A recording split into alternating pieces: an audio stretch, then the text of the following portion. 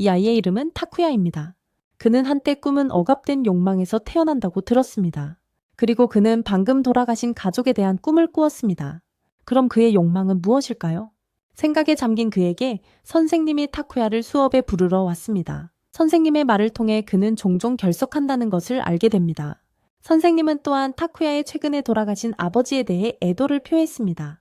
하지만 그는 그 소식을 알고 있기에 그걸 당연하게 여겼습니다. 아버지에 대한 이야기가 아버지가 영원히 사라지는 것보다 나았다.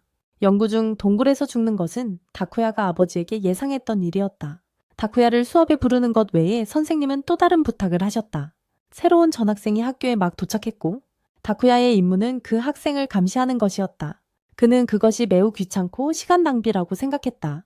하지만 선생님은 예쁘고 싱싱한 여자아이라고 말씀하셨다. 마치 감독 리에레터 와리오 이 어스리 아이처럼 타쿠야는 즉시 태도를 바꿔 동의했다. 그때 방송으로 타쿠야에게 역사 연구실로 누군가를 만나러 오라고 알렸습니다. 심지어 방송에서 타쿠야를 선생님이라고 불렀습니다. 가는 길에 타쿠야는 이우키라는 소년을 만났는데 그는 계속해서 타쿠야에게 검도부로 돌아오라고 설득했습니다. 타쿠야는 아버지를 위해 그 수련을 했기 때문에 거절했습니다. 그리고 이제 아버지가 돌아가셨으니 그만두었습니다. 반대로 이우키는 많은 동아리, 특히 역사연구 동아리에 가입했습니다. 연구실에서 그들은 미오를 만났다. 만나자마자 타쿠야와 미오는 서로 놀리기 시작했다. 타쿠야와의 말다툼에 지친 미오는 이우키를 끌고 갔고 타쿠야는 방에 들어가 자신을 만나려는 사람을 찾았다. 잠시 후 누군가가 왔는데 놀랍게도 타쿠야의 계모인 아유미였다. 알고 보니 그 발표는 타쿠야가 아니라 그녀를 부른 것이었다. 그들은 지방공학, 건설 프로젝트 때문에 그의 계모를 불렀다. 계속해서 이상한 일들이 일어나면서 문제가 생겼습니다. 그녀는 아마 회의 후에 해변을 조사하러 갈 겁니다. 타쿠야 엄마를 회의에 부른 사람은 루소지 씨였습니다. 그는 타쿠야에게 아버지에 관한 이야기를 해야 하니 갈 필요 없다고 말했습니다. 루소지 씨는 타쿠야 아버지와 오랫동안 연구 프로젝트를 함께했고 아버지의 일을 계속하고 싶다는 뜻을 전했습니다. 그것은 고인을 기리는 방법이라고 생각했습니다. 두 사람이 동의한다면 타쿠야의 계모가 타쿠야 아버지의 연구 노트를 집으로 보내주길 바랐습니다. 그리고 타쿠야 아버지가 두 사람 중 누구에게 특별히 무언가를 맡겼는지 물었습니다. 두 사람 모두 아무것도 받은 것이 없다고 대답했습니다. 타쿠야가 무엇인지 묻자 그것은 유물이라고 밝혀졌습니다. 회의 후 타쿠야는 미츠키 씨를 만났습니다. 두 사람은 매우 친했고 존댓말을 사용하지 않았습니다. 미츠키 씨가 예전에 루소지 씨의 비서였다는 것도 알게 되었습니다. 하지만 너무 지쳐서 그녀는 임시교사가 되었습니다. 그녀는 타쿠야 아버지의 서거 소식을 듣고 슬퍼할 거라고 생각했지만 그는 차분했습니다. 타쿠야는 물었습니다. 내가 슬퍼하면 어떡하죠? 미츠키는 그의 귀에 속삭였습니다. 내가 위로해 줄게. 그 말을 하고 나서 미츠키는 떠났습니다. 그날 오후 방과 후 타쿠야는 기자에게 붙잡혔습니다. 계모가 하고 있는 프로젝트에 대해 묻고 있었습니다. 타쿠야는 건설 현장이 해변 근처에 있다고 했고 만약 그 때문에 해변이 사라진다면 수영복 입은 여자들을 더 이상 볼 수 없을 거라고 정말 아깝다고 말했어요. 사라진다면 수영복 입은 여자들을 더 이상 볼 수 없을 거라고 했어요. 정말 유감이라고 했죠. 집에 돌아와 보니 테이블 위에 상자가 놓여 있었어요. 타쿠야는 성인 용품이라고 생각하고 기대에 차서 상자를 열었어요. 하지만 안타깝게도 그게 아니었어요. 아주 이상한 것이었죠. 그때 이상한 전화가 왔어요. 유키 쪽에서는 그와 미오가 무언가를 조사하고 있었어요. 미오는 암석판에 메모를 적고 있었는데 거기서 꽃이 피어 있는 것을 발견했어요. 한편 타쿠야는 이상한 물체를 조사하고 있었다. TV에서는 아까 그 기자가 계속해서 새어머니의 프로젝트에 반대하는 주민들의 소식을 보도하고 있었다. 타쿠야가 했던 말이 담긴 영상까지 방영되었다. TV 속에서 새어머니가 주민들을 안심시키려 애쓰는 동안 갑자기 새어머니 뒤편으로 강력한 벼락이 떨어지며 폭발이 일어났다. 어머니가 걱정된 타쿠야는 서둘러 어머니를 찾아 나섰다. 사망자가 발생했지만 다행히 새어머니는 무사했다. 그때 현장 반장 히더라는 남자가 왔습니다. 그리고 타쿠야에게 출입 금지 구역에서 나가라고 했습니다. 하지만 타쿠야는 꽤 고집이 세서 그 남자는 어머니와 아들이 이야기하도록 자리를 비켜주었습니다. 타쿠야는 그 사람이 어머니가 전에 말씀하셨던 쓸모없는 사람이냐고 물었습니다. 그러자 어머니는 오늘 밤에는 돌아오지 않을 테니 먼저 집에 가라고 했습니다. 밖에서 자전거를 가지러 가던 중 타쿠야는 미오와 유키를 다시 만났습니다. 그들은 벼락이 친 것에 대해 이야기했습니다. 섬에 있을 때 매우 이상하게 느껴졌어요. 갑자기 소녀가 나타나서 매우 위험하다고 경고하며 그곳에서 떨어져 있으라고 조언했어요. 다음날 모두들 새로 전학 온 학생을 기대하며 흥분하고 있었어요. 선생님이 그녀를 데려오자 타쿠야는 갑자기 뛰쳐나가 옷을 모두 벗어 던져 모두를 놀라게 하려 했지만 아무도 무서워하지 않았어요. 바지를 10벌이나 입어도 수치심에서 벗어날 수 없었어요. 그 소녀는 자신을 카나라고 소개했어요. 그녀는 다쿠야 옆에 앉도록 배정받았습니다. 주저없이 가나는 다쿠야에게 어머니의 건설 프로젝트를 중단시켜야 한다고 말했습니다. 그렇지 않으면 끔찍한 사고가 일어날 거라고요. 그렇지 않으면 끔찍한 사고가 날 거라고 말했습니다. 수업 후 다쿠야는 루조지 선생님께 유물에 대해 묻기 위해 연구실로 갔습니다. 하지만 선생님은 바빴습니다. 그래서 그는 돌아가야 했습니다. 집으로 돌아오니 또 다른 소포가 와 있었습니다. 열어보니 평행세계 구조 정리에 관한 책이었습니다. 그리고 반사장치를 만드는 방법이 적혀 있었습니다. 그 안에서 그는 그림이 그려진 페이지를 발견했는데 그것은 마치 반사장치라고 불리는 유물과 똑같아 보였습니다. 포장 밑바닥에는 다쿠야의 아버지가 쓴 편지가 있었습니다.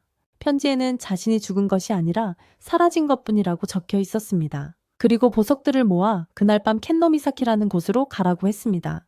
거기서 누군가가 그를 기다리고 있을 거라고요. 별 생각 없이 자전거를 타고 갔다. 그는 아버지를 만나기를 바라며 2개의 바위 봉우리에 도착했지만 의식을 잃은 금발 여자아이를 발견했다. 그는 여자아이를 살폈고 여자아이가 깨어났을 때 그녀는 매우 행복해 보였고 다쿠야에게 키스한 후 사라졌다. 그 순간 그의 계모와 루조지 씨가 다쿠야 뒤에 나타났다. 선생님은 모든 것이 그의 아버지에 의해 예측되었다고 말했다.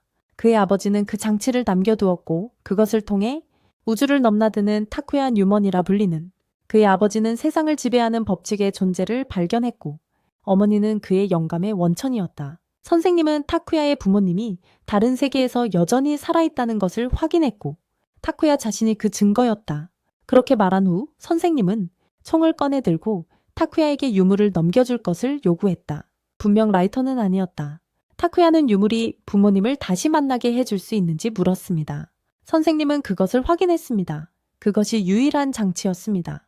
시공간의 무한한 변동성을 볼 수 있는 유일한 장치였습니다. 그러고는 타쿠야가 회개하거나 총알을 먹어야 한다고 말했습니다. 갑자기 공명현상이 발생했습니다. 지진과 번개가 끊임없이 발생했습니다. 선생님은 금발 소녀가 사라지기 전에 무언가를 했을 거라고 추측했습니다. 그는 여전히 유물을 가져가려 했습니다. 하지만 그 순간 시간이 멈췄습니다. 타쿠야는 멀리서 카나를 보고 2개의 암석지대에 다시 돌아왔습니다.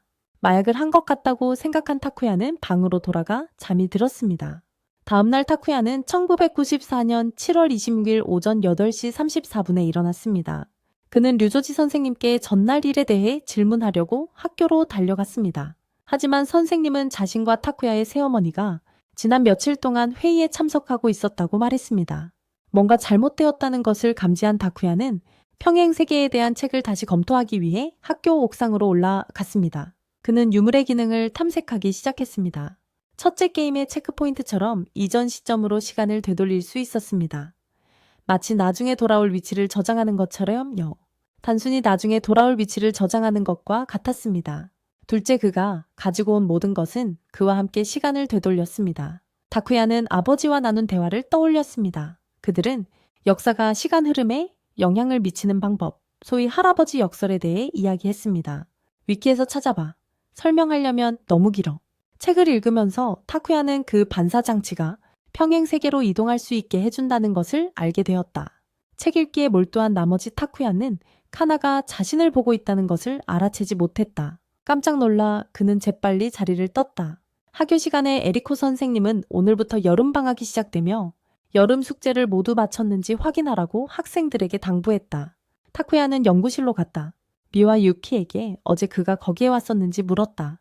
둘 다 그가 왔었고 루조지 씨를 찾았다고 말했다. 여전히 확신하지 못한 다쿠야는 어머니에게 전화해서 아버지 프로젝트에 대한 자신과 선생님 사이의 대화를 물었다.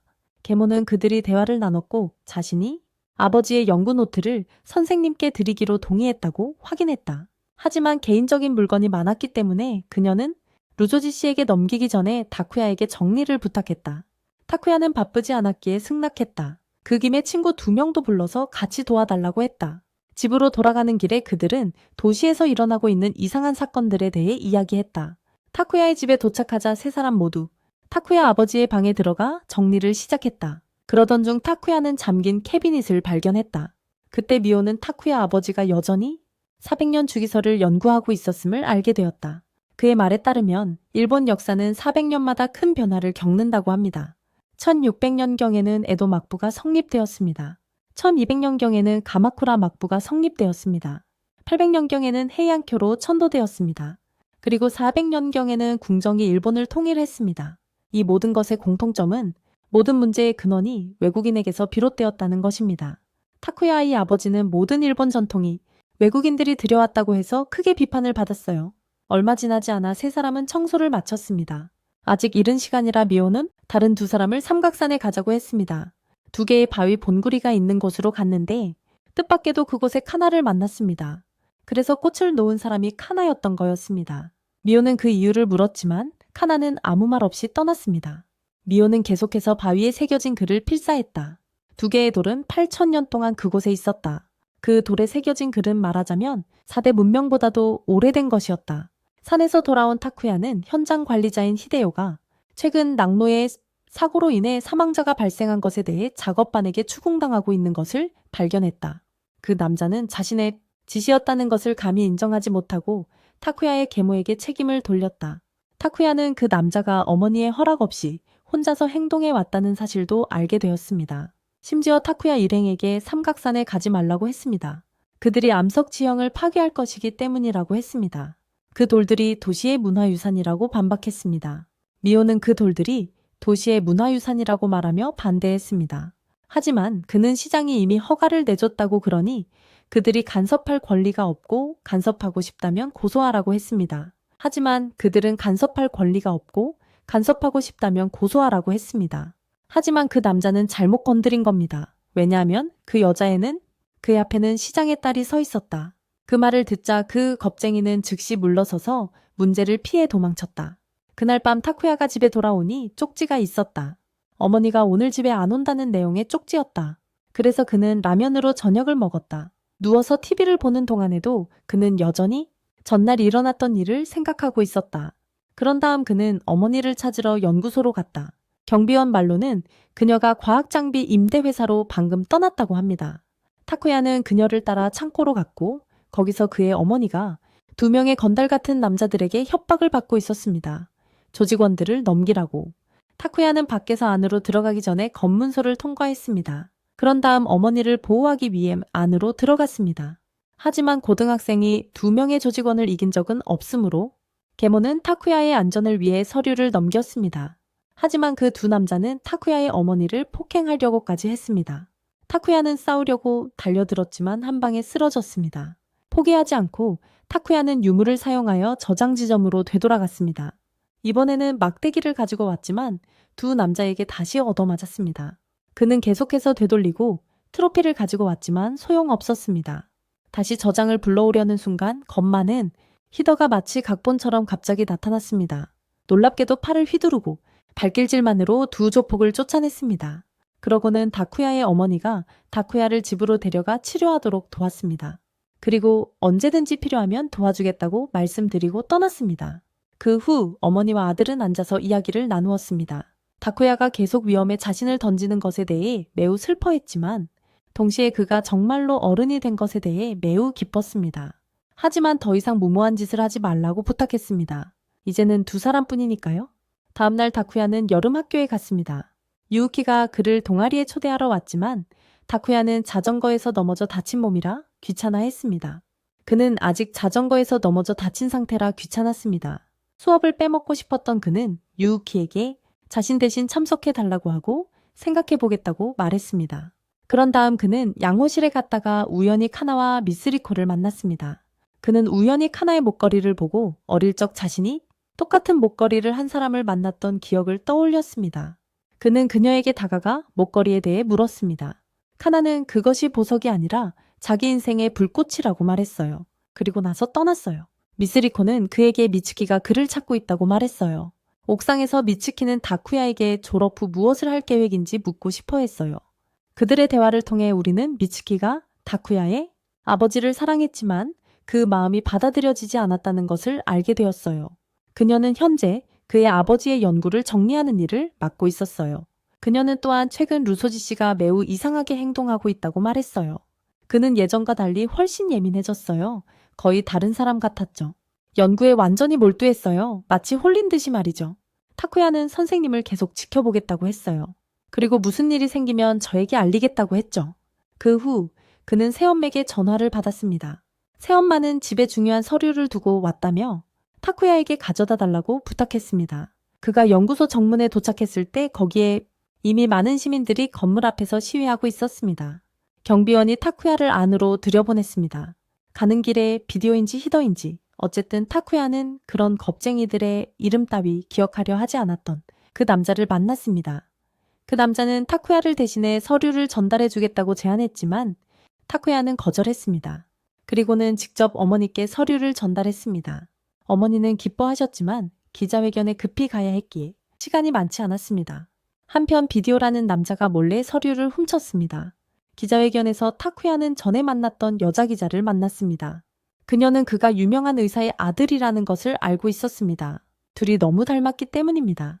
그때 타쿠야의 어머니는 낙로의 사고에 대한 보고서를 발표하고 특수 정장을 이용한 해결책을 제시했습니다. 하지만 많은 피해자 가족들은 그 정장이 효과가 없다고 주장하며 계속 반발했습니다. 기자회견은 아수라장이 되었습니다. 정신을 차리지 못한 채 타쿠야의 어머니는 또 다른 TV 인터뷰에 응해야 했습니다. 늦은 밤 그녀는 취해서 집에 돌아왔습니다. 타쿠야는 어머니가 물을 마시도록 집 안으로 부축했습니다. 그녀는 모든 것에 지쳤다고 고백했습니다. 그리고 모든 압박감을 풀 듯 타쿠야를 껴안았습니다. 다음날 그 남자가 타쿠야 어머니에게 화상통화를 걸어왔습니다. 중요한 이야기를 해야 한다며 타쿠야는 대답했지만 그냥 기다리게 했습니다.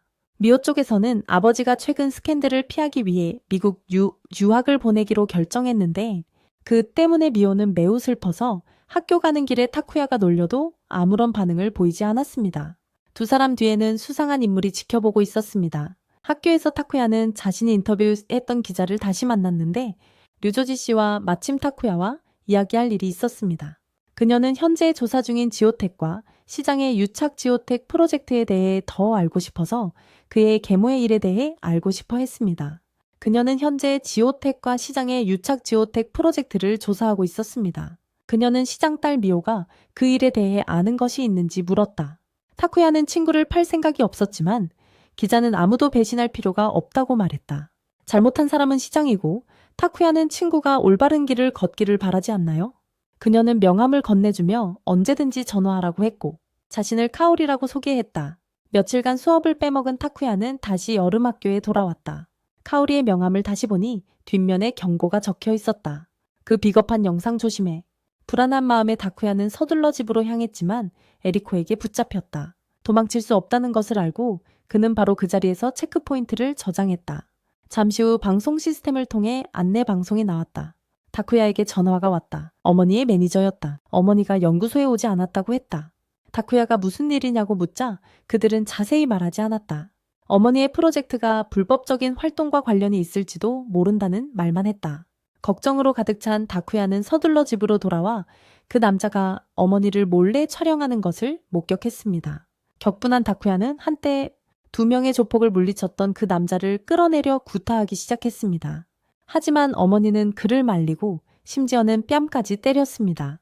어머니가 그 쓰레기 같은 놈을 걱정하는 모습을 본 타쿠야는 격분하여 맘대로 하세요라고 소리치며 집을 나섰습니다. 그리고 카오리와 만나 그 남자 영상에 대해 물었습니다. 분명 무슨 일이 있었던 겁니다. 카오리는 더 사적인 대화를 위해 타쿠야를 호텔로 데려왔다. 마침 옆방에서는 카나가 그날 아침 타쿠야와 미호를 미행했던 수상한 남자를 만나고 있었다. 카오리는 어제 지오텍에서 기밀 데이터가 도난당했다는 사실을 밝혔고 타쿠야의 어머니가 해고되고 그 책임을 지게 될 위기에 처해 있었다고 말했다. 어떤 사람들은 그녀가 데이터를 팔았다고 믿었다. 카오리는 또한 지오텍이 타쿠야에게 전화했다는 사실을 알고 있었다. 그녀는 그의 어머니가 함정에 빠졌다고 믿었고 그래서 그녀는 자신의 결백을 증명하기 위해 지오텍에 잠입해야 했습니다. 타쿠야가 무엇을 해야 하냐고 묻자 그녀는 그의 어머니의 녹색 출입 카드만 필요하다며 진짜 카드를 가짜 카드와 바꾸기만 하면 된다고 말했습니다. 그것만으로 충분하다고 했습니다. 그녀의 말을 믿든 안 믿든 그것은 타쿠야에게 달렸지만 그 정보는 곧 공개될 것이고 그것은 그의 어머니에게 매우 불리하게 작용할 것이었습니다. 사건의 전말을 깨달은 타쿠야는 어머니를 함정에 빠뜨린 사람이 누구인지 알게 되었습니다. 그는 서둘러 집으로 달려갔지만 이미 너무 늦었습니다. 현장은 아수라장이었고 그의 어머니는 이미 손목을 그어 자살하여 욕실에서 돌아가셨다. 타쿠야는 재빨리 출혈을 막으려 했지만 이미 늦었다. 어머니의 차가운 시신을 바라보며 타쿠야는 결심했다. 그는 처음으로 아버지에게 감사함을 느꼈다. 타쿠야는 다시 검문소로 돌아갔다. 타쿠야는 집으로 달려가 그 남자를 주먹으로 때리고 집에서 쫓아냈다. 그 남자는 타쿠야를 감옥에 보내겠다고 위협하며 도망쳤다. 모든 것이 끝났다고 생각하며 타쿠야는 어머니를 찾으러 다시 안으로 들어갔습니다. 그런데 어머니는 날개 없이 날아가 버렸습니다. 타쿠야는 이유를 알 수 없어 다시 검문소로 돌아왔습니다. 이번에는 타쿠야가 어머니를 그 더러운 남자의 영상에서 떼어내고 어머니에게 그 비열한 놈의 계획, 어머니의 몸을 얻기 위해 모든 것을 어떻게 저질렀는지 모든 것을 말했습니다. 하지만 타쿠야에게는 증거가 없었습니다. 새어머니는 타쿠야가 이해할 수 없다고 말했습니다. 그녀가 한 모든 행동에는 다 이유가 있었어요. 설명해도 그는 이해하지 못할 거예요. 지쳐서 그녀는 길에 뛰어들어 트럭에 치였어요. 그 현실을 받아들이지 못한 타쿠야는 계속 시간을 거슬러 올라가 어머니를 구하려 했습니다. 하지만 아무리 많은 시간을 되돌려도 어떤 방법을 써도 결과는 항상 같았습니다. 새어머니는 죽었어요. 다시 또 다시 죽는 새어머니를 보며 타쿠야는 무력감에 휩싸였습니다. 그는 평행세계에 대한 책에서 답을 찾으려 했다. 그 책에는 슈바르츠 실트 반지름이라는 이론이 있었다. 설명이 매우 길었지만 이해를 돕기 위해 만약 여러분이 로키 시리즈를 보셨다면 캐논 이벤트라는 개념이 있다. 캐논 이벤트는 공식 타임라인에서 반드시 일어나야 하는 사건이며 아무리 많은 개입이나 변경이 일어나더라도 바꿀 수 없다. 이것들은 전체 이야기나 우주가 더 이상 의미를 갖거나 계속될 수 없게 만드는 중요한 사건들이다. 요컨대 타쿠야 어머니의 죽음은 필연적인 것이었습니다. 책에서 이 이론을 읽자 그는 분노에 휩싸였습니다. 그는 그 현실을 받아들일 수 없었습니다. 그러고는 어머니의 녹색 출입 카드를 가져다가 검문소로 돌아가 카오리와 만났습니다. 그는 그녀에게 말할 기회조차 주지 않고 곧바로 녹색 카드를 건넸습니다. 호텔에서 그는 비디오라는 놈, 혹은 히더, 혹은 그 무엇이든 그 자의 진짜 목적과 어머니가 그를 돌보려 했던 이유를 알려주는 조건으로 카드를 교환하기로 했습니다. 그러자 카오리는 타쿠야에게 정말 충격적인 정보를 알려주었습니다. 이 정보를 가지고 타쿠야는 다시 검문소로 돌아가 집으로 가서 쓰레기보다 더한 인간 쓰레기 히더가 2명의 가짜 조폭과 함께 사건을 조작한 방법을 폭로하기 시작했습니다. 히더는 증거를 요구했지만 여러 번의 실패 끝에 어머니를 구하려던 타쿠야는 더욱 현명해졌습니다. 그는 카오리가 찍은 히더가 야쿠자와 거래하는 사진들을 꺼냈습니다. 부인할 방법이 없자 히더는 당황하여 도망쳤습니다. 타쿠야는 그놈을 감옥에 쳐넣겠다고 맹세하며 추격했습니다.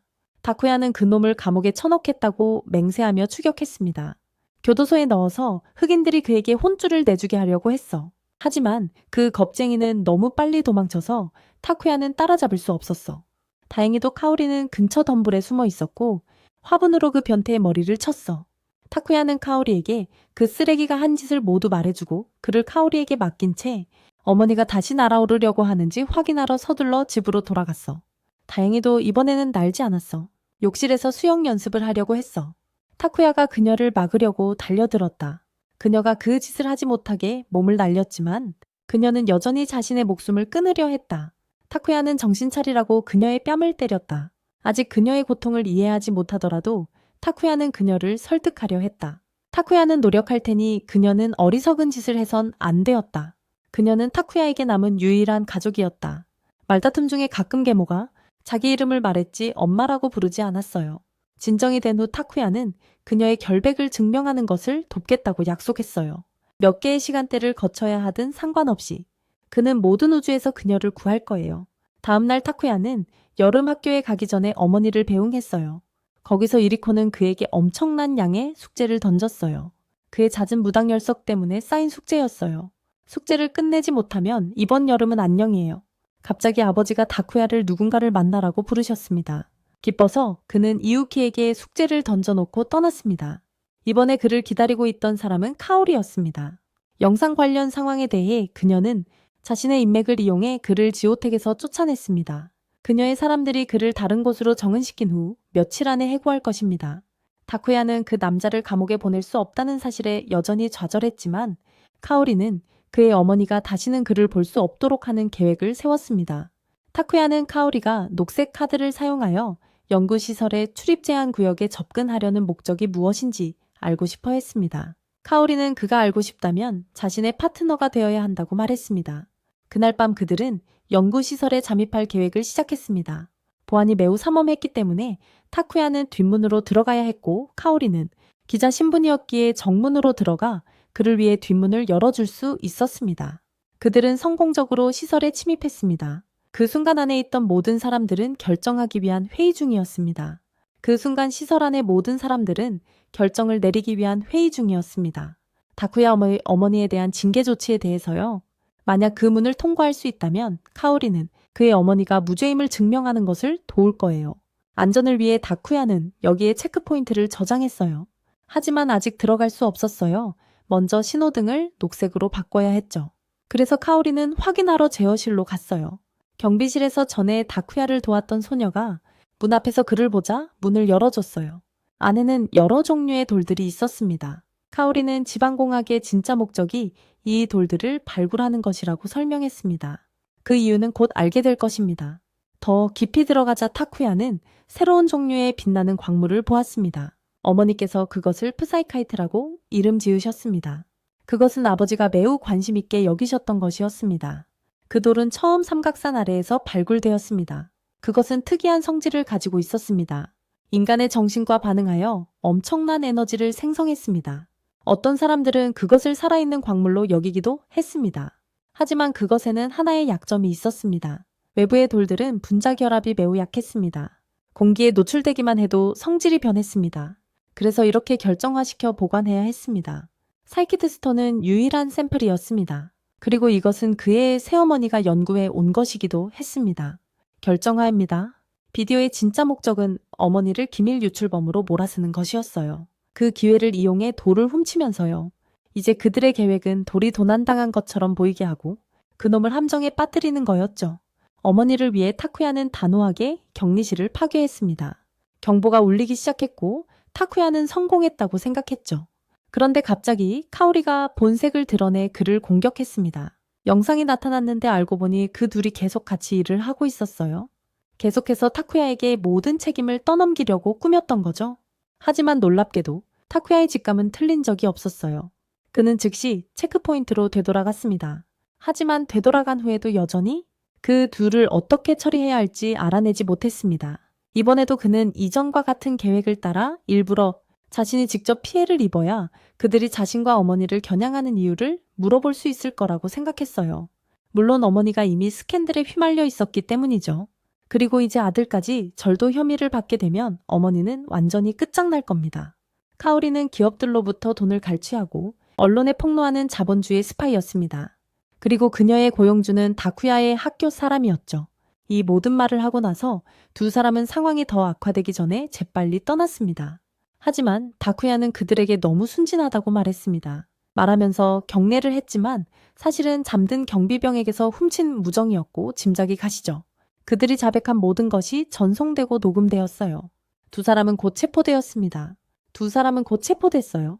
타쿠야 덕분에 그의 어머니는 연구를 계속할 수 있었습니다. 사이카이트를 결정화하는 방법을 연구하라고 부탁한 사람은 타쿠야의 아버지였습니다. 공기와 접촉하면 그 광채는 사라졌습니다.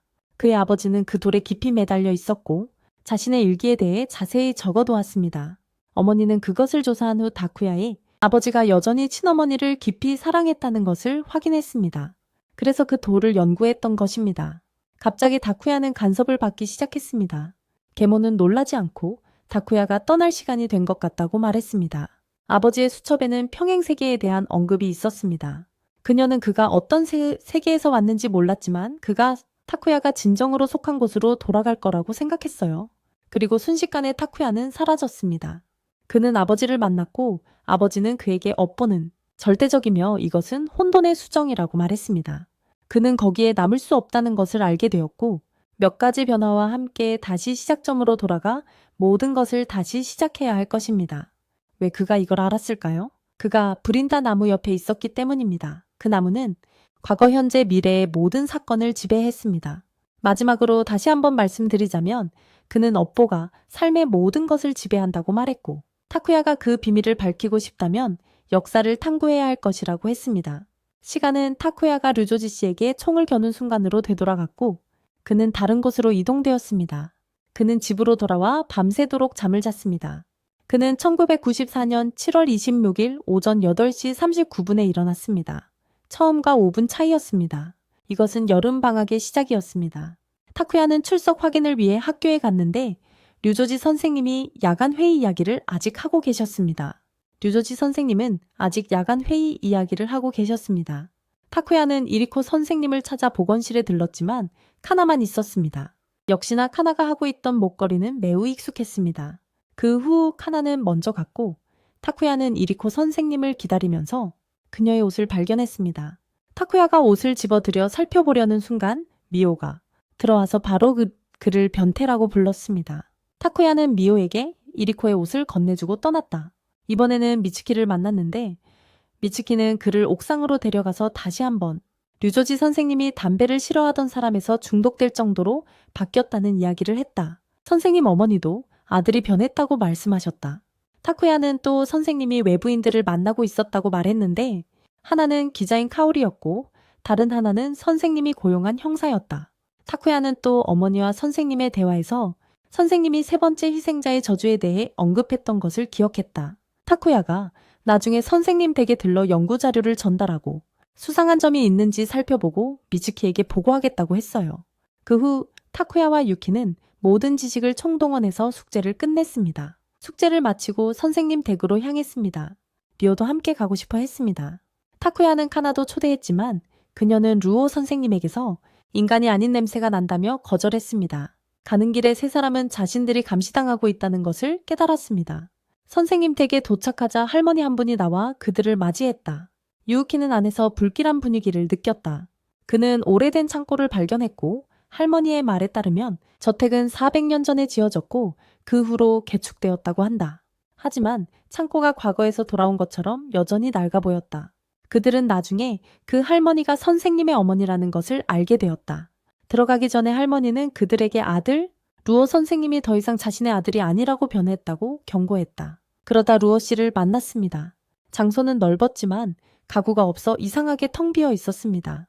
선생님은 연구와 관련 없는 것은 모두 버렸다고 말했습니다. 그러고는 사람들이 햇볕에 타 죽는 모습을 묘사한 사폭 병풍을 보여주었습니다.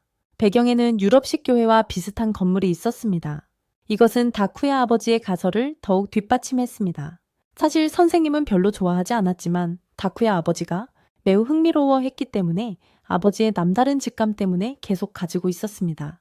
미와 유키는 타페스트리를 그리려고 남았고 타쿠야는 선생님과 따로 이야기하러 밖으로 나갔습니다. 타쿠야는 아버지와 선생님이 어떤 연구를 하고 있었는지 물었습니다. 선생님은 긴 여정이었다고 말했습니다. 고다이 타쿠야의 아버지 그리고 선생님은 같은 목표를 가진 옛 동창이었습니다. 책에는 기록되지 않은 역사에 숨겨진 요소들을 밝히는 것. 시간이 지나면서 고다이는 학계에서 퇴출당했습니다. 선생님은 여전히 고다이의 400년 주기 이론에 감명을 받았습니다. 그는 고다이를 자신의 연구소로 초대했습니다. 그리고 고다이는 400년 주기설과 타카노마하라라는 고대인들을 연구할 장소로 삼각산을 선택했습니다. 400년 주기설과 타카노마하라라는 고대인들을 연구할 장소로 삼각산을 선택했습니다. 그 후 고다이는 물리학자 유리카를 만났습니다. 그 세 사람은 열띤 논쟁을 벌였습니다. 유리카는 양자역학에 기반한 통일 이론을 추구했습니다. 선생님은 인간의 본성에 초점을 맞췄습니다. 그리고 고다이는 불멸을 자신의 연구 주제로 삼았습니다. 선생님 말씀대로 연구자의 역할은 설명할 수 없는 현상에 대해 가설을 세우고 그 가설을 증명하는 것입니다. 다쿠야 씨가 함께 일했을 때 질문했던 주제로 돌아가서 유리카 교수의 연구 노트에는 케이 노미사키 근처에서 은둔 생활을 하는 맹인 여성에 대한 기록이 있습니다. 금발의 눈처럼 하얀 피부를 가진 여성이었죠. 그녀의 이름은 케이샤였는데 나중에 케이코로 개명했습니다. 다시 말해 그녀는 다쿠야 씨의 어머니였습니다. 코다이는 연구를 통해 그녀와 가까워졌습니다. 경이코와 다쿠야는 그들의 결합의 결과였습니다. 그녀는 눈이 보이지 않았지만 고다이의 연구를 크게 지원했습니다. 그가 어릴 적에 자주 열이 날 때면 그녀는 항상 그를 돌보았습니다. 그러자 선생님은 다쿠야에게 아버지가 무언가를 맡겼는지 물었습니다. 갑자기 선생님의 눈이 빛나며 다쿠야를 놀라게 했습니다. 선생님은 다쿠야가 무언가를 받았다고 믿고 그것을 내놓으라고 요구했습니다. 다쿠야는 의식을 잃으려는 순간 필사적으로 자신의 기기를 사용했습니다. 다행히 미호와 유키가 딱 맞춰 들어와서 선생님이 멈췄어요. 그 세 사람은 그 후로 나갔습니다. 나중에 그들은 선생님 어머니를 다시 만났습니다. 그분은 참새와 제비는 결코 기러기와 백조의 생각을 이해할 수 없다고 말씀하셨습니다. 그 세 사람에게 그 말을 되새겨보라고 하셨습니다. 그날 밤 미호는 실제로 루 선생님 어머니께서 하신 말씀을 알아보려고 했지만 아무것도 찾지 못했습니다. 그녀는 한숨을 쉬며 다쿠야와 미츠키가 사랑을 나누는 모습을 목격했던 순간을 떠올렸다. 갑자기 책상 위에 책이 떨어졌고 놀랍게도 미호는 낙노의 사건이 켄 아니미시키의 모습이 선생님 집 테피스트리에 묘사된 교회와 매우 흡사하다는 것을 발견했다. 그녀는 다쿠야에게 그것을 말하려고 했다. 하지만 다음날 아버지는 최근 스캔들을 피해 S로 유학을 가게 되었고 다음 주부터 떠나게 될 것이라고 알려주었다. 그녀는 다음 주부터 유학을 떠나게 될 것이라고 알려주었다. 한편 다쿠야는 루시의 이중 최면술 후유증으로 머리가 울리는 가운데 등굣길에 이리코 씨를 다시 만났다. 루시의 이중 최면술 후유증으로 머리가 울리는 가운데 등굣길에 이리코 씨를 다시 만났다. 타쿠야는 그날 학교를 빼먹고 싶었지만 이리코 선생님이 좀 더 편안하게 해주겠다고 약속했어요. 그 제안을 놓칠 수 없었던 타쿠야는 선생님을 억지로 양호실로 데려갔습니다. 하지만 안타깝게도 마사지 서비스는 없었고 창고에서 찾은 몇 가지 도구만 있었죠. 타쿠야는 선생님에게 나이어브나 알라브에 대해 아는 게 있냐고 물었습니다. 선생님은 나이어브가 일종의 최면이지만 보통 최면과는 다르다고 말했어요.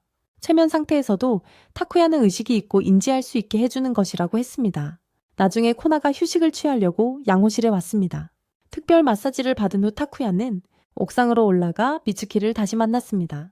그는 자신처럼 미츠키도 두통을 겪었다는 것을 떠올렸고 그녀도 루시에게 최면술을 걸렸을지도 모른다고 생각했습니다. 그는 그녀에게 괜찮냐고 물었고 그녀는 괜찮다고 대답했습니다. 그들의 대화를 통해 우리는 타쿠야가 미츠키와 함께 잠자리를 갖고 그 사실이 알려진 후 미호가 그를 싫어하게 되었다는 것을 알게 됩니다. 어쨌든 타쿠야는 루가 이상한 짓을 하면 그녀에게 보고하겠다고 했다. 타쿠야가 교실로 돌아왔을 때 미호는 그와 유우키에게 두상과 루시 집 테피스트리에 있는 교회의 유사점에 대해 말했다. 그녀는 두상과 테피스트리에 있는 교회의 유사점에 대해 이야기하며 삼각산을 다시 조사하러 가자고 했다.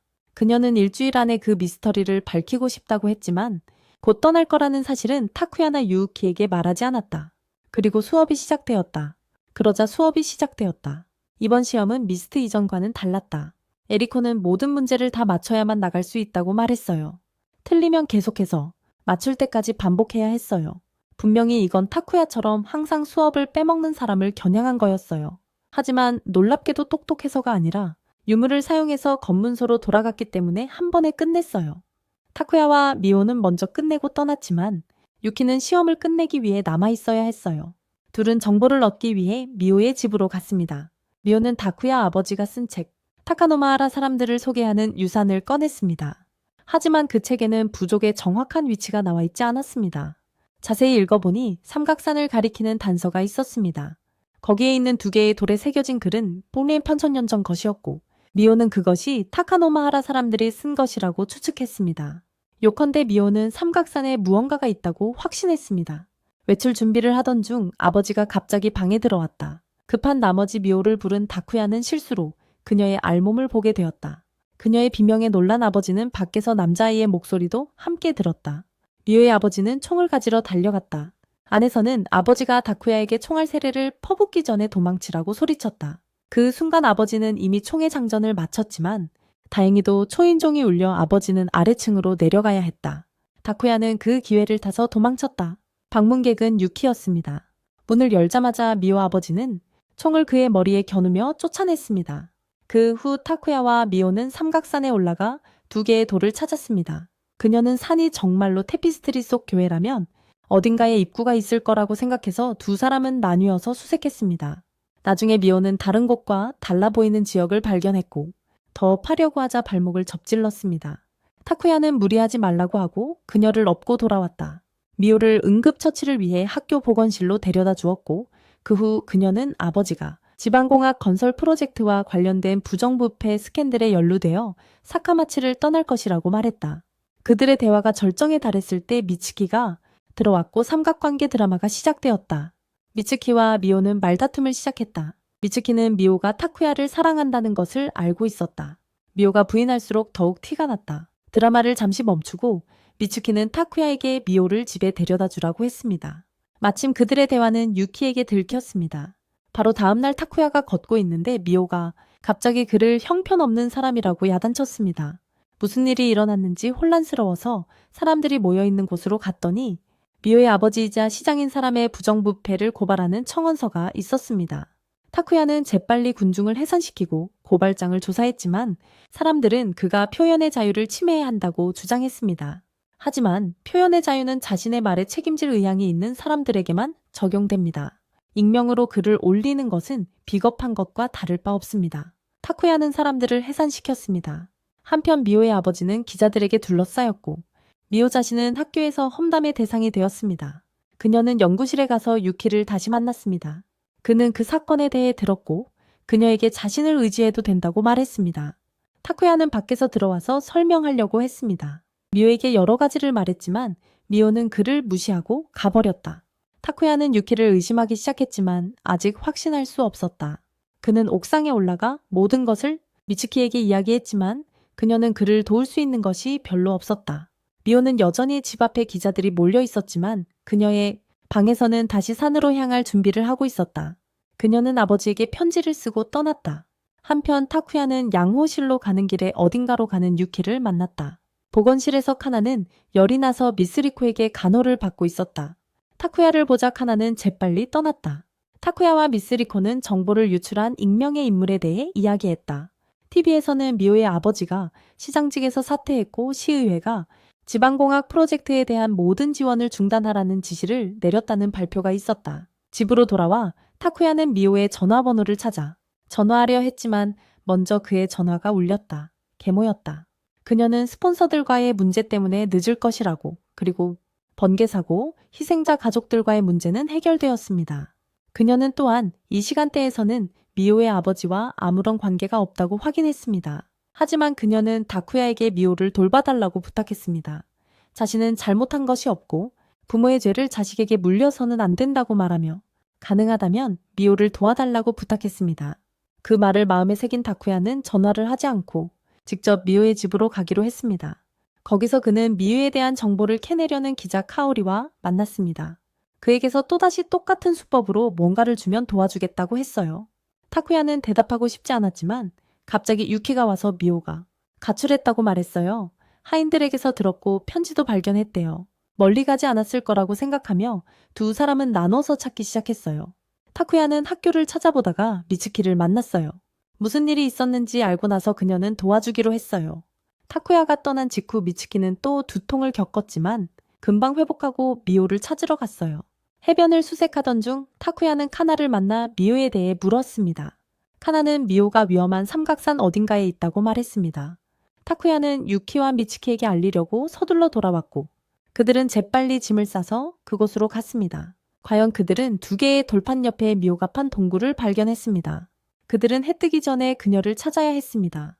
그렇지 않으면 경찰이 개입하여 상황이 복잡해질 것입니다. 타쿠야는 미츠키와 함께 들어가기로 계획하고 유키에게 밖에서 감시하라고 말했습니다. 하지만 유키도 꼭 들어가겠다고 고집했어요.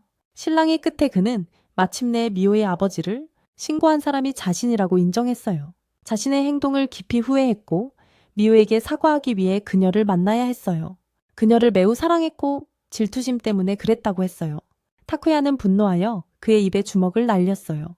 그리고 미호를 찾으면 유키가 미호에게 사과해야 한다고 말했어요. 타쿠야와 유키는 안으로 들어가고 미츠키는 아침까지 나오지 않으면 경찰에 신고하세요. 들어가기 전에 타쿠야는 체크포인트를 저장했고 그 후 안으로 들어갔습니다. 놀랍게도 미호 혼자서 그렇게 거대한 터널을 판 것이었습니다. 타쿠야는 심지어 지하 급수구도 발견했습니다.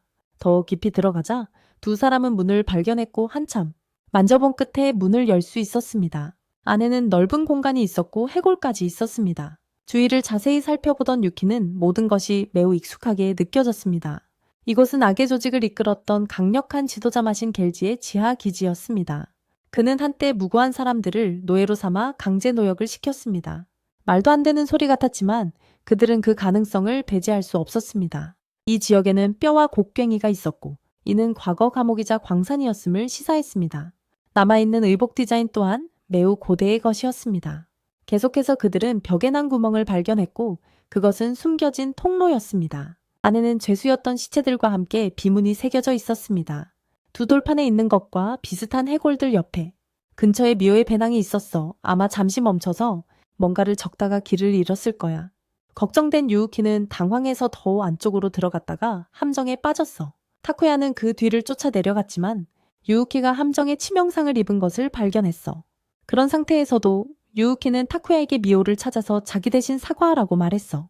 타쿠야는 응급처치를 했지만 너무 늦었어. 유우키는 그렇게 죽었어. 친구를 그렇게 죽게 둘 수 없어 타쿠야는 검문소로 돌아왔다. 이번에는 유키를 밖에 남겨두었다.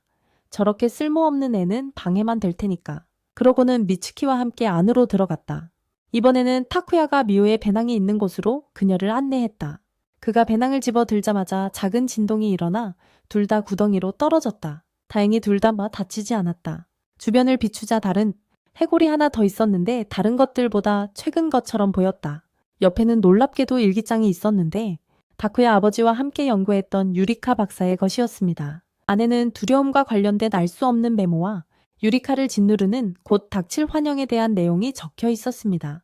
역사상 가장 큰 미스터리를 푸는 열쇠는 삼각산에 있었습니다. 이 유적은 수천 년 동안 존재해왔습니다. 유리카는 팀 전체를 데려오지 않은 것을 후회했습니다. 이 유적은 역사상 알려진 어떤 문명과도 달랐습니다. 그녀는 이것이 현실의 경계 너머 차원 간 교차의 결과라고 믿었습니다. 두 차원이 현실의 경계 너머에서 교차한 결과라고 생각했습니다. 타쿠야 아버지의 이론에 따르면 그러한 차원의 중첩은 400년에 한 번 발생했습니다. 예를 들어 다케노마하라 사람들은 다른 시간대에서 왔고 한때 일본과 중첩되어 새로운 문화를 가져왔습니다. 유리카는 사카마치지 주변의 전자기장과 중력을 연구했고 그 결과 과거에 그러한 중첩이 실제로 일어났다는 결론을 내렸습니다. 그녀는 아직 원인을 알아내지 못했지만 답을 찾기 전에 자신의 죽음을 맞이했습니다. 그녀는 한계까지 자신을 몰아붙였지만 그녀의 이해하려는 열정은 여전히 그녀 안에서 타올랐습니다. 그것은 그녀에게 타쿠야의 아버지가 무언가를 건네준 순간, 그것을 손에 쥐고 나중에 반사장치라고 이름 붙였던 순간을 떠올리게 했습니다.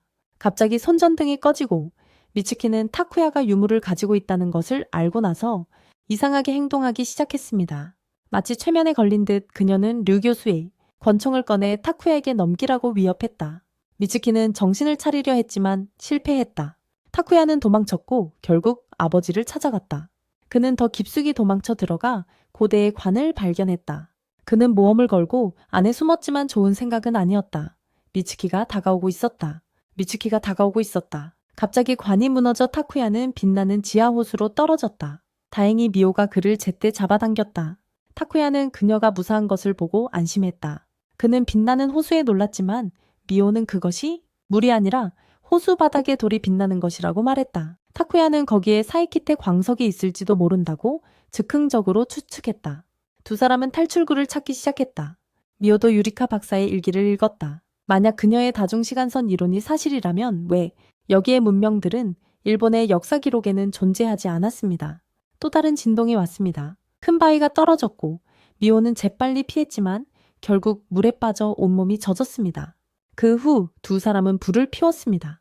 그들은 불을 피웠습니다. 타쿠야는 미호가 쉬는 동안 자신이 출구를 찾겠다고 했습니다. 하지만 미호는 그에게 함께 있어 달라고 부탁했습니다. 혼자 있고 싶지 않았습니다. 그들은 일어났던 모든 일에 대해 이야기했습니다. 타쿠야는 아버지를 신고한 사람이 자신이라고 인정했습니다. 하지만 미호는 이미 유루키라는 것을 알고 있었습니다. 이제 와서 그를 탓할 필요는 없었습니다. 미호는 죽기 전에 가장 아름다운 추억으로 남기고 싶다며 타쿠야에게 키스해달라고 부탁했습니다. 가장 아름다운 추억으로 남기고 싶다고 했습니다. 타쿠야는 미호의 이마에 키스하며 함께 벗어날 것을 약속했습니다. 그는 미호에게 음식을 먹여주고 쉬게 했습니다. 그 자리에 앉아 그는 시간을 되돌릴지 고민했습니다. 하지만 그는 길을 몰랐고 미호를 다시 만날 수 있을지 확신할 수 없었어요. 다쿠야는 다음에 무엇을 할지 생각하기 전에 잠시 쉬기로 했어요. 그때 누군가 그의 이름을 불렀어요.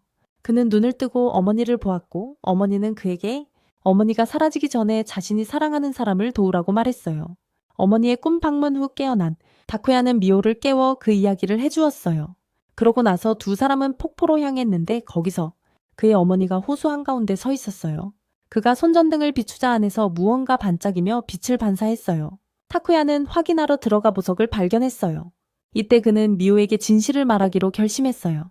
만약 그녀가 유리카 박사의 수첩을 읽었다면 반사 장치에 대해 알았을 것이고 타쿠야는 자신이 현재 그것을 가지고 있다고 밝혔어요. 미호는 놀라고 깊이 슬퍼했어요. 왜냐하면 타쿠야가 그것을 사용해서 검문소로 돌아간다면 그들이 방금 나눈 키스는 결코 일어나지 않았을 것이기 때문이에요. 타쿠야는 그녀를 안심시키며 폭포 뒤쪽에 길이 있다고 데리고 나가겠다고 약속했습니다. 폭포 뒤쪽에 길이 있으니 거기서 나갈 수 있다고 했습니다. 밖에서 유키는 여전히 모두를 걱정하고 있었습니다. 그가 경찰에 신고하려는 순간 카나가 나타났습니다. 유키의 이야기를 들은 카나는 자신의 경고를 아무도 듣지 않았다는 사실에 실망했습니다. 두 사람이 그곳에 도착했다면 그것은 곧 죽음을 의미했을 것입니다. 한편 안에서는 타쿠야와 미호가 계속 길을 따라갔습니다. 소리가 나서 그쪽으로 가보니 무너진 방이 있었어요. 바닥에 책이 있었는데 막상 집어들자 부서졌어요. 여기가 정말 8,000년 전 것이 맞나 봐요. 타쿠야는 혹시 모를 사태에 대비해 근처에 있던 검을 아무렇지도 않게 집어들었어요. 그들은 계속 소리를 따라갔는데 이젠 분명 어떤 기계 소리라는 걸 알 수 있었어요. 돌문을 발견했고 타쿠야는 검을 이용해 문을 열었어요. 안에는 수백 미터나 되는 거대한 고대 기계가 있었어요. 미우의 추산으로는 적어도 100년 이상 이곳에 있었다고 합니다. 밖에서는 카나가 기계 작동을 막으려 필사적으로 노력하며 만약 작동하면 많은 사람들이 목숨을 잃을 것이라고 경고했습니다. 산속에서는 타쿠야와 미호가 미츠키를 다시 만났습니다. 그녀의 설명에 따르면 이 탑은 번개 발생 장치였고, 즉 밖에서는 현재 햇살이 쨍쨍한 날씨에 지오텍이 발굴과 운송을 시작한 곳에서 그 지역에서 사이키트를 채굴하려는 시도는 기계를 작동시켜 번개를 풀어놓을 것입니다. 그 테피스트리의 사람들을 태운 빛의 의미였습니다. 미츠키는 오래전부터 그 장치의 존재를 알고 있었지만 안으로 들어가는 방법을 몰랐습니다. 다행히도 타쿠야와 미호 덕분에 마침내 방법을 찾았습니다. 미츠키는 타쿠야에게 유물을 넘길 것을 요구했습니다. 기계가 작동하기 시작하며 번개와 지진을 동굴 안에서 일으켰습니다. 타쿠야는 미츠키를 정신 차리게 하려 했습니다. 혼란스러워하던 그녀는 간신히 정신을 차렸습니다. 하지만 여전히 류 교수의 명령에 따를 수밖에 없었습니다. 둘 다 다치게 하고 싶지 않아서 그녀는 자신의 목숨을 끊고 떨어지는 돌에 깔렸습니다. 타쿠야가 아직 충격에서 벗어나지 못한 사이 미호는 그에게 유물을 사용해서 마지막 저장 지점으로 돌아가라고 재촉했습니다. 그녀는 미츠키가 꼭두각시처럼 죽는 것을 원치 않았습니다. 그녀를 구하고 싶었습니다. 하지만 타쿠야는 바로 돌아갈 수 없었어요. 먼저 미호를 데리고 나와야 했죠. 그리고 검문소로 돌아왔습니다. 그는 칼로 기계를 부수고 미호를 데리고 나왔습니다. 그들은 우물바닥 같은 곳을 발견했고 놀랍게도 카나와 유키가 위에서 로프를 내려 그들을 구출했습니다. 더 놀라운 것은 그들이 지금 있는 곳이 류 교수의 저택이었다는 것입니다. 타쿠야가 어떻게 알았냐고 묻자 카나는 누군가가 제보를 했다고만 말했습니다. 유키는 미호에게 사과하며 자신의 잘못을 인정했고 미호는 그를 용서했습니다. 그 순간 타쿠야는 다시 방향 감각을 잃고 이 시간선 또한 그를 받아들이지 않는 듯 했습니다. 카나는 혼란스러운 시간선 수정을 인지하고 있었습니다. 이 시간선에서는 미츠키를 구할 수 없었지만 타쿠야는 미호에게 다른 시간선에서 그녀를 구하겠다고 약속했습니다. 그 말을 남기고 타쿠야는 다시 사라졌습니다. 그리고 그는 다시 한번 아버지를 만났습니다. 타쿠야는 대체 그 장치가 뭐였는지 답을 요구했다. 그리고 그놈 루조지는 도대체 무엇을 원했던 거야? 아버지는 그에게 머리를 쓰라고 말씀하셨다. 그는 루조지에 대한 모든 것을 적어둘 계획이었지만 중간에 루조지는 인간이 아닐지도 모른다는 걸 깨달았다. 완전히 다른 무언가일지도 몰랐다. 그리고 타쿠야는 결국 이해하게 될 것이다. 이 시간대에 세 번째로 나타난 후 이동된 후에 타쿠야는 바로 집에 가서 자지 않았다. 대신 그는 공중전화 부스로 가서 미츠키에게 전화를 걸었습니다. 그녀의 무사함을 확인하고 나서야 그는 안도의 한숨을 쉬었습니다. 이번에는 마음을 굳혔습니다. 그의 목표는 미츠키를 구하고 류조지의 진짜 목적을 밝히는 것이었습니다. 다음날 1994년 7월 26일 타쿠야는 유우키에게 전화를 걸어 류 교수에 대해 아는 것이 있는지 물었습니다. 그들의 대화를 통해 타쿠야는 약간의 정보를 얻는 데 성공했습니다. 무엇보다도 그 노인은 저주에 엄청나게 집착했고 그가 그 큰 저택으로 이사간 시점과 그곳에 저주가 있다는 소문이 일치했습니다. 타쿠야는 그를 직접적으로 마주하는 것을 꺼렸습니다. 특히 그 노인이 다시 최면수를 사용하기로 결심한다면 더욱 그랬습니다.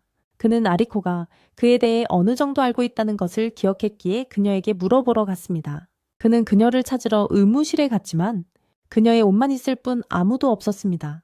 타쿠야는 달려가 옷에 코를 대고 냄새를 맡았습니다. 그것은 아직 따뜻했고 방금 벗었다는 것을 의미했습니다. 그는 주위를 둘러보다가 그녀가 침대 밑에서 자고 있는 것을 발견했습니다. 그것은 그에게 류도 예전에 바닥에서 자던 모습을 떠올리게 했습니다. 자는 동안 아리코는 계속 더워 죽겠다고 중얼거렸습니다. 그리고 아벨의 이름을 언급하며 그를 떠나지 말라고 애원했습니다.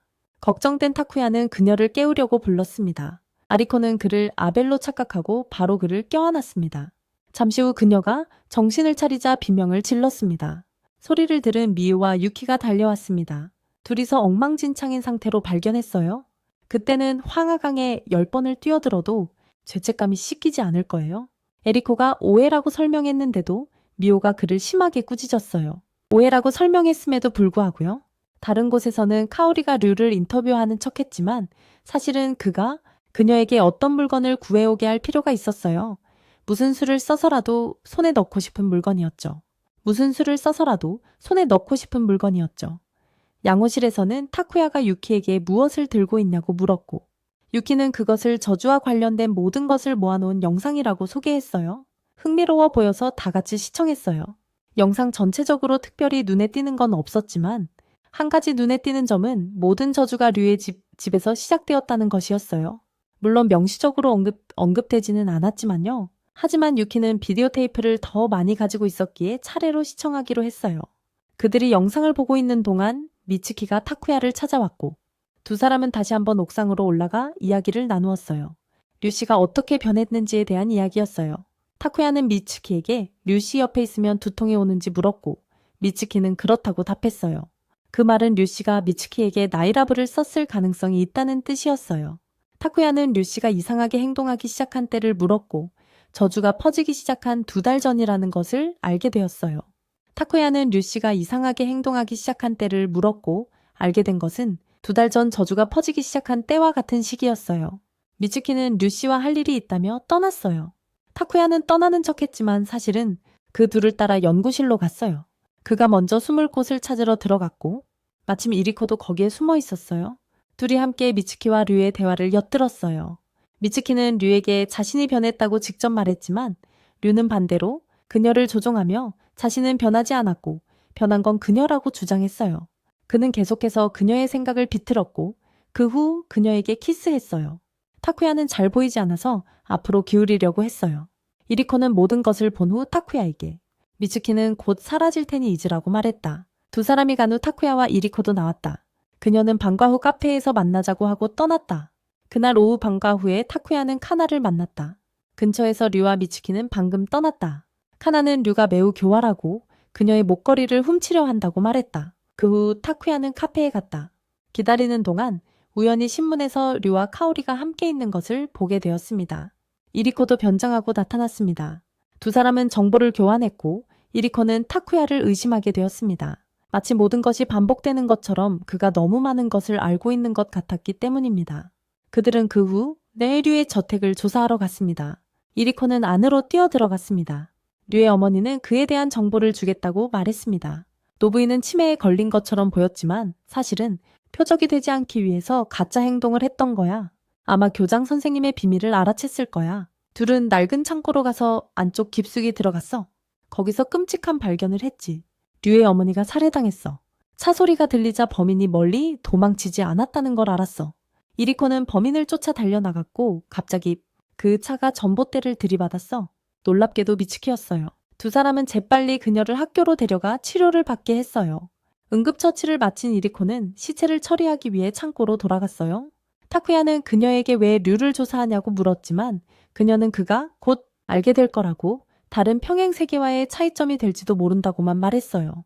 잠시 후 미츠키는 의식을 회복했어요. 타쿠야는 진실을 말하지 않고 자동차 사고를 당했다고만 말했어요. 하지만 그가 약을 가지러 간 사이 그녀는 갑자기 그를 공격했어요. 미츠키는 아직 최면 상태인 것 같았다. 타쿠야는 의식을 잃기 전에 체크포인트를 저장하는 데 성공했다. 정신을 차리니 묶여 있었고 앞에는 류와 미츠키가 있었다. 이리코까지 공격당하면서 상황은 더욱 악화되었다. 류와의 대화를 통해 타쿠야는 이리코와 류가 이전부터 알고 지냈다는 것을 알게 되었다. 류는 아벨이 죽은 후에는 안전할 줄 알았지만 이리코가 계속 그를 쫓아올 줄 누가 알았겠어요. 유용한 정보를 얻은 타쿠야는 이전 검문소로 돌아왔습니다. 이번에는 피하면서 미츠키를 설득하려고도 했지만 실패했습니다. 다행히 이리코가 소리를 듣고 돌아와 미츠키를 제압하고 기절시켰습니다. 타쿠야는 더 이상 진실을 숨기지 않고 자신이 다른 시간대에서 왔다고 말했습니다. 이리코는 그 말이 그들이 올바른 길에 있다는 것을 확인해 준다고 대답했습니다. 그녀는 그 후 타쿠야를 낡은 창고로 데려갔습니다. 헛간으로 가서 특정 벽을 부수라고 그에게 말했어요.